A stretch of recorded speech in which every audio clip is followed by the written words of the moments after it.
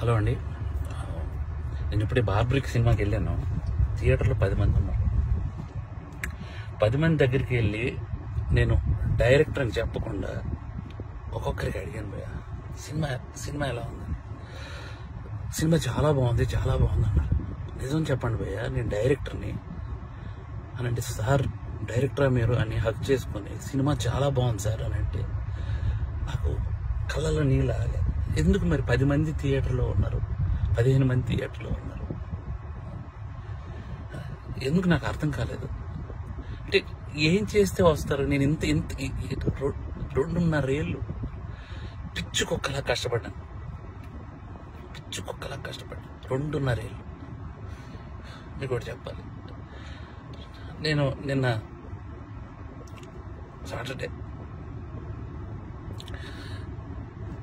ఆఫీసులో చిన్న మనస్తాపం అయింది. థియేటర్కి ఎవరు రావట్లేదని చెప్పేసి ఇంటికి వెళ్ళాను.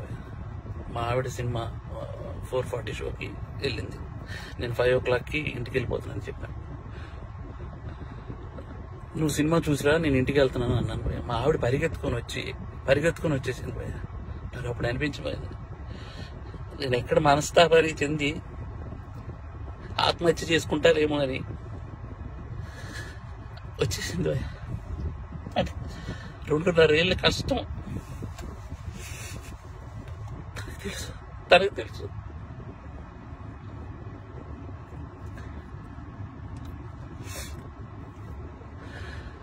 మలయాళం కంటెంట్లు, మంచి కంటెంట్లు చూస్తారు థియేటర్లో అని చెప్పి చేశాను భయ్య. నేను కాన్ఫిడెన్స్తో ఒక మాట అన్నాను భయ్య జనాలందరికీ, సినిమా కానీ మీకు నచ్చకపోతే నా చెప్తే నేను కొట్టుకుంటా అన్నా. నా చెప్తే నేను కొట్టుకుంటా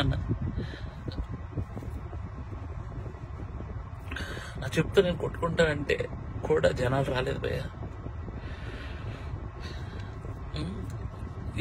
నాకు అర్థం కావట్లేదు, ఇప్పుడు జనాలు రావట్లేదు అని అంటే ఏంటి అర్థం?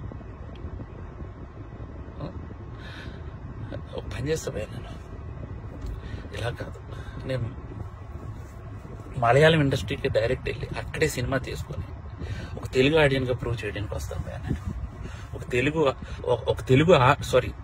తెలుగు ఆడియన్కి సినిమా తెలుగు కూడా తీస్తే ఎలా ఉంటుందో చేసుకొని వస్తాను భయ్య. మీరు మలయాళం సినిమాలు అయితేనే వస్తున్నారు భయ్య, అర్థమైపోయింది నాకు. అంటే పరభాష చిత్రాలు కంటెంట్ సినిమాకి ఒక్కసారి వెళ్ళి బాగాలేదంటే నేను ఒప్పుకుంటా భయ్య.